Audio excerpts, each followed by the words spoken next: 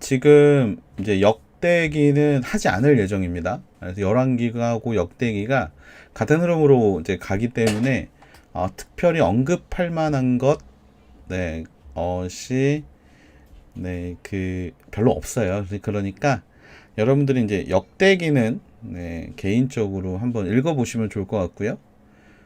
시가서를 넘어갈 거고, 그 다음에 선지서는 이제 역대기를 하면서 선지서를 같이 할 예정입니다. 그러다 보니까 선지서는 따로 하지 않을 예정이에요.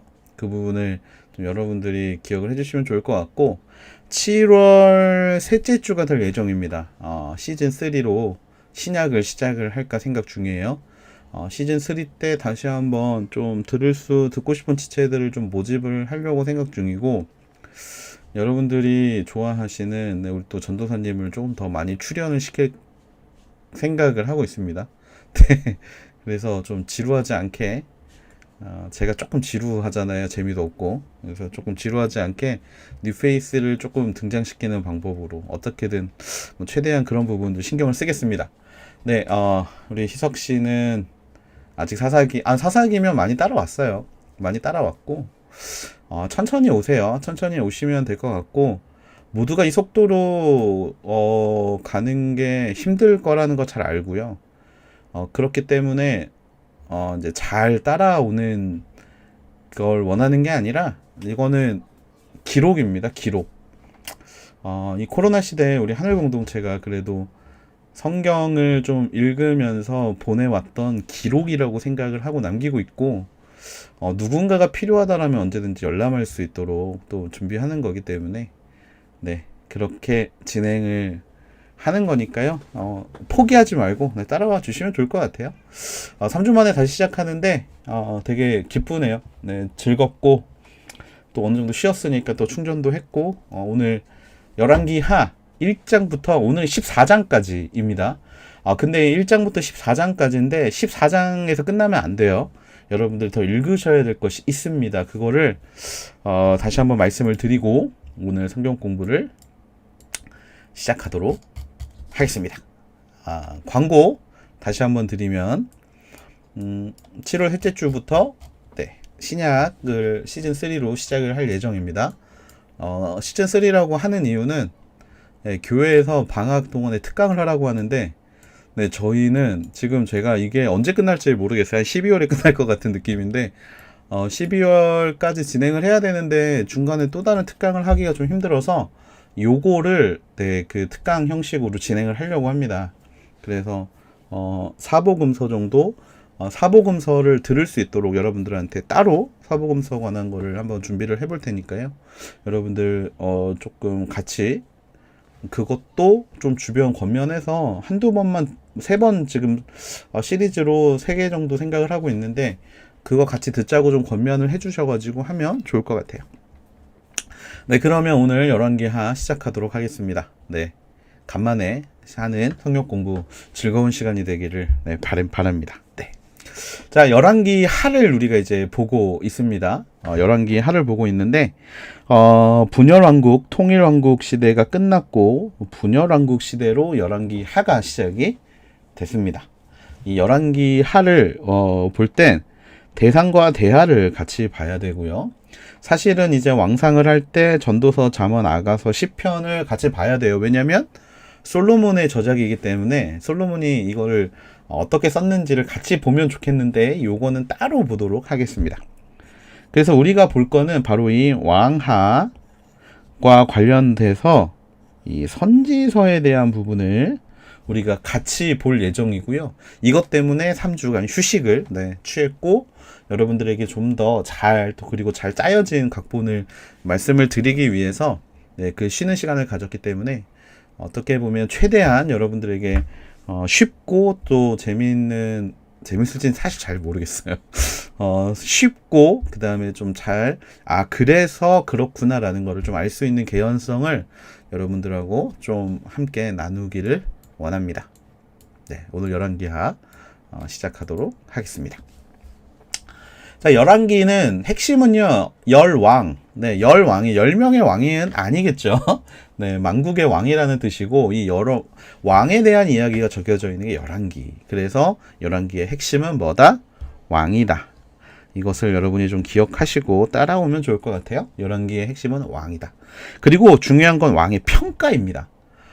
사람이 행동이 물론 중요해요. 그런데 그 사람에 대한 하나님의 평가, 하나님의 평가가 어떠했는가, 이거를 보면 우리가 따라가지 말아야 될 왕과 또 따라야 될 왕을 구별할 수 있는 어떤 그런 눈이 생기게 됩니다. 왜 칭찬을 받고 또 왜 책망을 받았는지, 그거를 보면서 하나님은 우리에게 한 가지 주제를 열왕기를 통해 던지시죠. 그것이 무엇이냐? 바로 하나님이 기뻐하시는 게 무엇인가? 우리가 사실 하나님이 기뻐하는 게 뭘까를 의문을 가지고 수없이 많은 시간들을 살아오잖아요. 그런데 하나님이 기뻐하시는 건 사실 멀리 있지 않습니다. 열왕기를 피면 그 안에 하나님이 뭐를 좋아하고 뭐를 싫어하시는지가 나오고, 그 가이드를 따라가면 여러분도 열왕기에 대한 평가, 하나님이 하나님의 길로 걸었더라, 조상 다윗의 길로 걸었더라라는 평가를 받으실 수 있습니다. 그래서 열왕기는 왕의 평가를 주목하시면 되고요. 이 왕의 어떤 평가를 하기 위해서, 그런데 평가가 아무것도 도와주지 않고 일방적인 평가를 하면 사실 공평하지 않죠. 그죠? 선생이라는 존재들이 있으니까요. 그래서 하나님도 그들에게 동시에 가이드를 주십니다. 그 가이드가 누구냐면 바로 선지자들이에요. 선지자들은 사람들이 길을 잃지 않도록 하는 역할을 감당합니다. 이 선지자들의 역할을 잘 표현하고 있는 게, 여러분 혹시 웹툰 보세요? 웹툰, 제가 챙겨보는 웹툰이 하나 있는데 월요일마다 화장실에서 보는 웹툰, 그게 뭐냐면 신의 탑이라는 웹툰이에요. 신의 탑 한번 엄청 길어요. 네, 섣불리 도전하지 마세요. 엄청 길어요. 저 옛날부터 봐왔기 때문에. 신의 탑이라는 웹툰인데 그 웹툰에 길잡이라는 존재가 나와요. 길잡이가, 보신 분들은 좀 이해가 빠를 텐데, 이 사람들이 어디를 갈지를 모르는데 길잡이가 나와서 막 길을 알려줘요. 여기로 가야 돼, 여기로 가야 돼. 근데 약간 이 성경에서의 길잡이의 역할을 하는 게 누구다? 선지자다라는 거를 기억하시면 좋을 것 같아요. 11개는 이 엘리야라는 정말 불세출의 선지자가 나옵니다. 이 불세출의 선지자가 북이스라엘의 선지자예요. 북이스라엘 선지자입니다. 이제 분열 왕국이기 때문에 북이스라엘과 남유다의 선지자가 나누어져요. 근데 엘리야는 유다에서 활동했던 사람이 아니라 북이스라엘에서 활동했던 사람이에요. 근데 여러분이 잘 아시겠지만 이 이스라엘이라는 나라, 이 북이스라엘이라는 나라는 보시면 여로보암, 그리고 아합, 아하시아, 여호람 이렇게 이어지는 북이스라엘의 라인은, 제가 이게 그려지지가 않아요. 요거는 다른 화면이어서 눈으로 좀 따라오시면 좋을 것 같아요. 이 나라는 어떤 나라냐면 정말 하나님을 떠난 나라예요. 그래서 정통은 남유다에 있습니다. 그러다 보니까 이 북이스라엘에 엘리야라는 선지자가 등장하는데, 엘리야는 이들이 남유다와 같이 하나님께 발맞추기를 원했어요.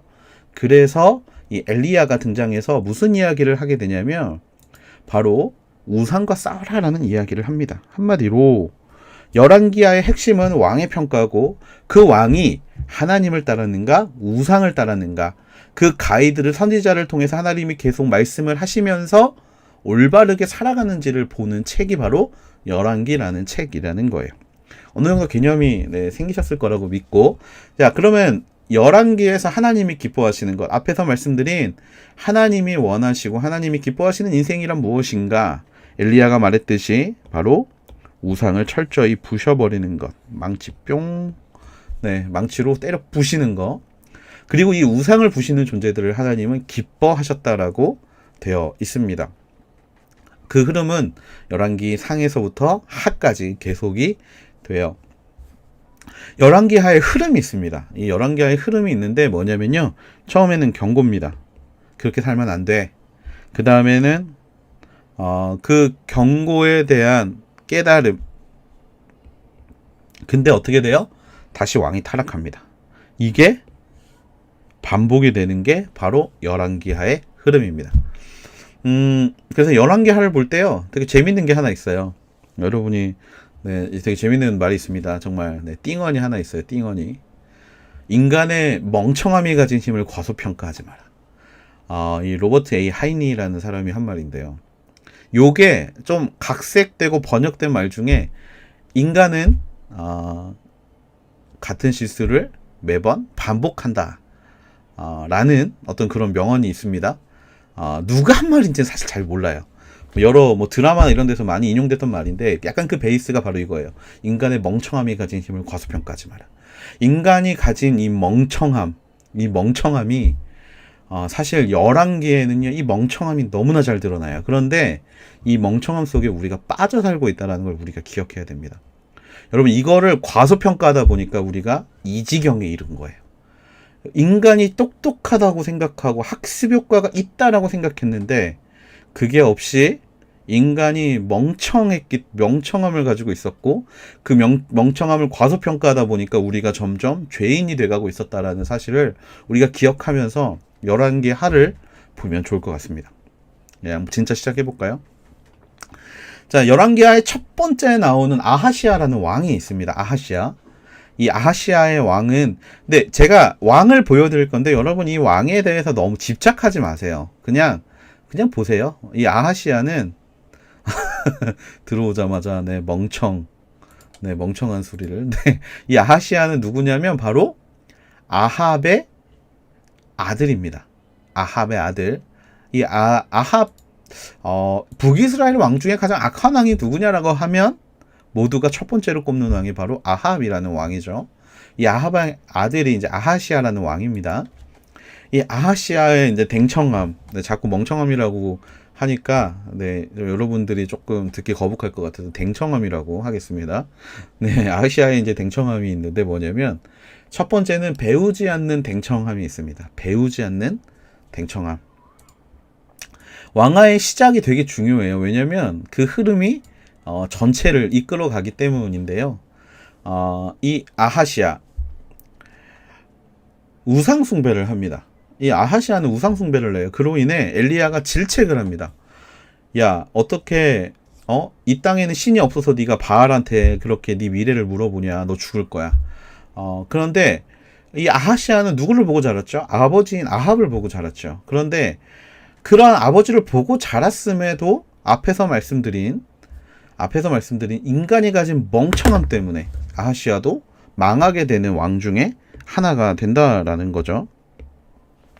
아버지의 죽음을 보고 선지자들이 아버지에게 했던 말을 들었으면, 깨달았으면 배워야 되는데 인간의 이 멍청함 때문에, 댕청함 때문에 결국에 선지자들의 예언의 주체이신 하나님이 진짜 신임을 끝까지 배우지 못했던 왕이 이제 아하시아 왕입니다. 네, 멍텅구리 같은 정말 이 멍청함을 가지고 있었어요. 약간 의도적인 것 같아요. 약간 좀 의도적으로 하나님을 의도적으로 배우지 않는 좀 멍청함이 좀 있었던 것 같습니다. 아하시아의 두 번째 댕청함이 있는데 뭐냐면, 깨닫지 못하는 멍청함이에요. 뭐냐면 하나님의 권위와 왕의 권위 사이에서 무슨 권위가 진짜냐를 아버지를 통해서 분명히 학습을 했음에도 불구하고 그것을 깨닫지 못하는 겁니다. 누가 진짜 권위자인가를 알아야 됐어요. 그런데 자신이 그 권위자라고 생각을 해서 부하들을 엘리야한테 보내고 나한테 오라라고 이야기를 하다가 누가 죽어요? 부하들이 죽습니다. 근데 이 성경을 읽으면서 혹시 그런 마음이 들 수 있어요. 뭐냐면 부하들은 뭔 죄야, 왕이 시켰는데. 근데 이 부하들에게도 똑같은 문제가 있었다라는 거예요. 누구의 권위를 따라야 하는가? 살아남은 부하들은 어떤 모습이었습니까? 엘리야 앞에 가서 무릎을 꿇죠. 제발 저희 좀 살려달라고. 그 이야기는 뭐예요? 당신의 권위가 더 높다는 걸 내가 인정하겠습니다. 하나님의 권위가 높다는 걸 인정할 테니까 나 좀 살려주세요 라고 말하는 장면이죠. 여기서 이제 부하들의 포인트도 우리가 한번 눈여겨보아야 되는 거예요. 얼마 전에 벤츠 사건이 있었습니다. 여러분 뉴스 좋아하시는 분들은 아마 보셨겠지만 많은 또 우리 대학생들이 뉴스하고는 약간 담을 쌓고 사는 사람들이 좀 있어서 한 그 고객이 벤츠라는 차의 E클래스를 타고 다니다가 이제 백밀런가가 고장이 나서 이제 벤츠 매장에 갔어요. 수리를 받으려고.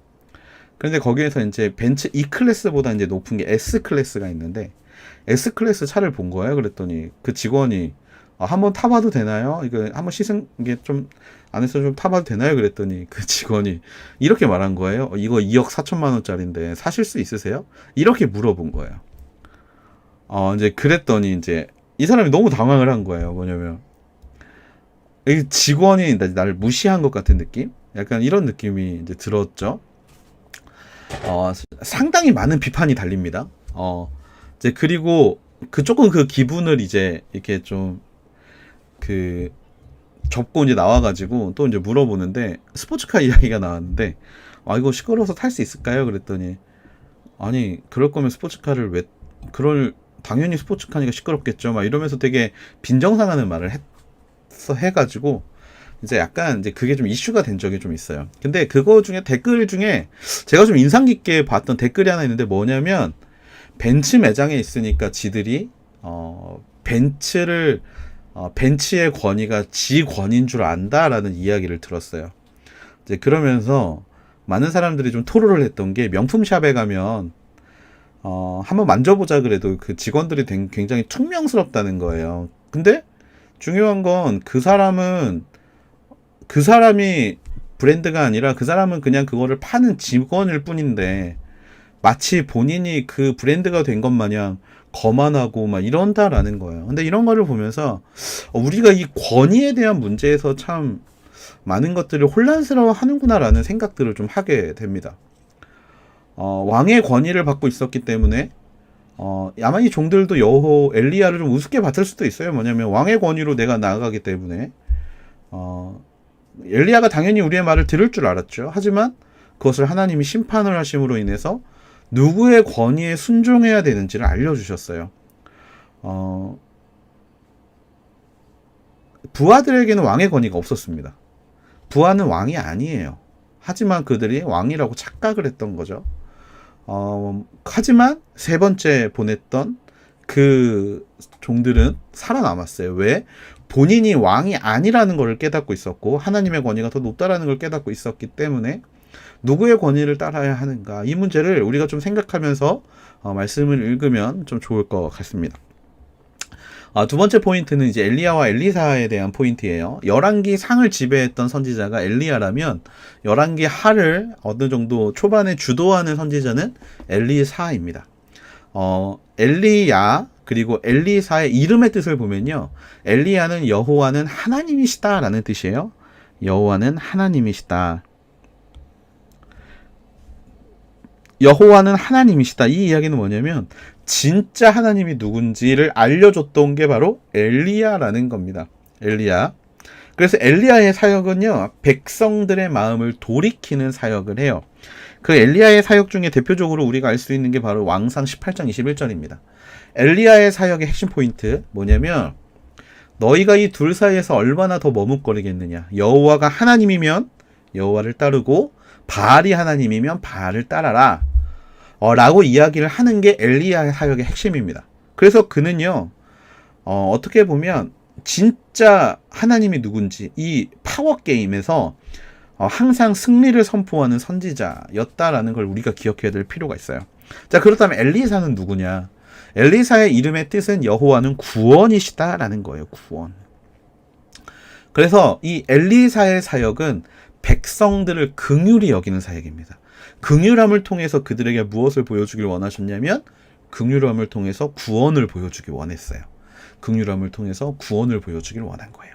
그러다 보니까 엘리사의 사역의 방향은 바로 힘들고 가난하고 어렵고 굶주린 자들에게 초점이 맞춰져 있습니다. 마치 누가복음에서 나오는 예수님의 모습처럼. 사실 엘리야도 그렇고 엘리사도 그렇고 이 두 사람을 합쳐놓은 게 바로 예수님이에요. 그래서 엘리야와 엘리사는 예수님의 예표이기도 합니다. 이 엘리사의 그래서 사역은 어떤 게 되냐면 성의 샘물을 고쳐요. 그래야 성사람들이 목마르지 않기 때문에. 아들을 살립니다. 수냄 여인이 좌절하지 않게. 그리고 국에 있는 독소를 제거합니다. 제자들이 이제 먹으려고 이제 끓었던 그 국에 이제 독이 들어있다 보니까 그거를 또 없애줘요. 그리고 오병이어의 어떻게 보면 전초, 혹시 여러분 모르고 계셨다면 좀 알아두시면 좋을 것 같아요. 이 오병이어의 시작이 구약에 나옵니다. 그게 바로 엘리사가 하는 사역이에요. 여러분 읽어보실 겁니다. 적은 음식으로 많은 이들을 먹게 하는, 또 배고프니까 먹이는 거예요. 그리고 제가 저번에 설교를 한번 한 적이 있는데 도끼가 떠오르는 거. 정말 종으로 잡혀갈 만한, 아직 제자가 종으로 잡혀갈 것 같은데 도끼를 떠오르게 해서 그를 구원해주는 이러한 사건들. 그래서 엘리사의 핵심을 보면 이겁니다. 4장 33절. 엘리사의 종이 물었습니다. 1100명의 사람들 앞에 이것을 내놓으라고요? 그러자 엘리사가 대답했습니다. 사람들에게 주어 먹게 하라. 여호와께서 말씀하신데 그들이 먹고도 남을 것이다. 바로 먹고도 남을 것이다. 하나님이 그들을 언제나 채우실 것이고 먹으실 것이고 그들을 도우실 것이다 라는 약속이 바로 이 안에 들어져 있다라는 거죠. 그래서 엘리야와 엘리사에 관한 것을 볼 때 여러분들이 그 부분을 한번 생각하시면 좋을 것 같습니다. 근데 성경을 읽다가 좀 이해되지 않는 장면이 나와요. 뭐냐면 아이들이 엘리사에게 대머리라고 놀렸다가 죽는 장면이 나옵니다. 대머리를 보고 대머리라고 한 게 뭐가 그렇게 큰 죄냐 라고 생각하실 수 있어요. 뭐 여러분이 저한테 야 이 돼지야 라고 말하면 저는 인정합니다. 그걸로 하나님이 죽이지 않아요. 하지만 이때는 달랐어요. 하나님이 이것을 우리에게 보여주신 이유가 뭐냐면 바로 앞에서 말한 권위의 문제랑 그 같은 맥을 이야기하고 계시는 겁니다. 뭐냐면 엘리야가 승천을 해요. 그쵸? 엘리야가 승천을 하는데 이 승천을 통해서 제자들이 본 건 뭐냐면 우리의 스승이 정말 하나님께서 사용하시는 사람이었구나. 영적 권위입니다. 영적 권위. 이 영적 권위를 하나님이 엘리야를 통해 보여주셨어요.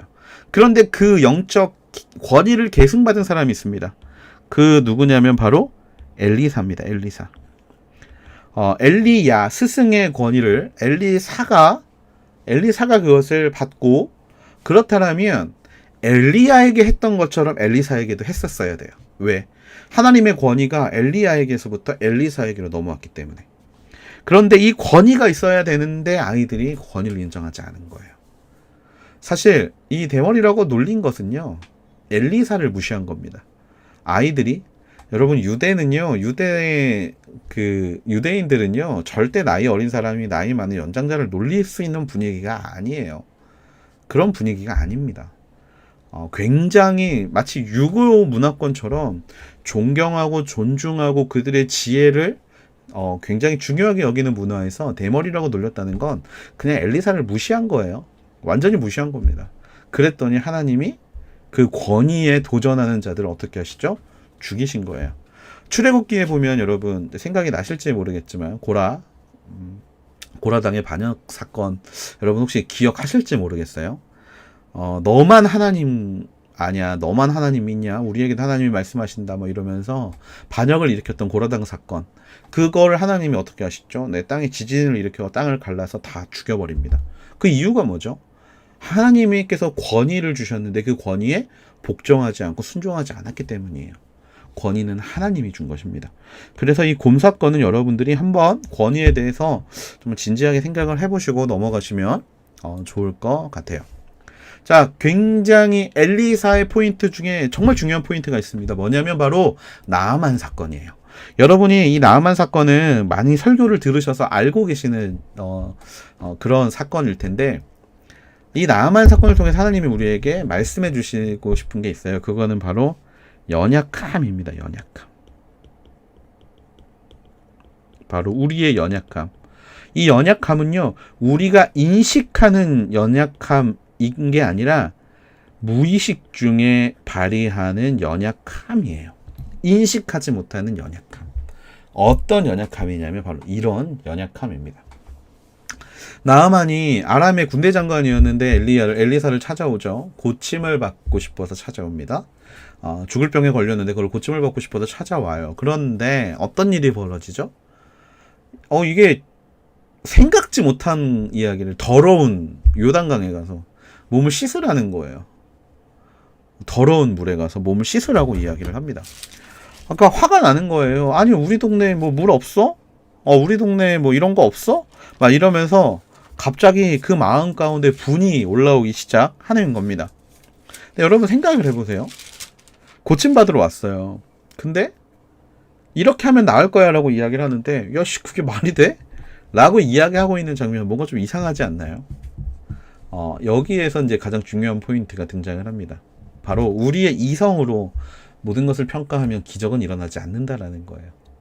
기적은 이성에서 시작하는 것이 아니라 기적은 믿음에서 시작하는 겁니다. 고치는 존재가 고쳐주려는 존재의 말을 따라야 병이 낫는다는 거.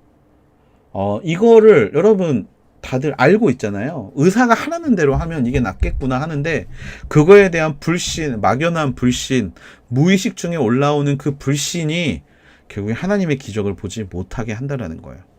우리는요, 무의식 중에 하나님을 믿지 못할 때가 있습니다. 왜냐하면 이 경험의 축적 때문에 그래요. 여러분 기도 열심히 했는데 하나님이 기도에 응답 주신 적 분명히 있을 거예요. 그런데 생각해보면 기도의 응답을 직접 주셨을 때보다 기도의 응답을 주시지 않을 때가 훨씬 많았습니다.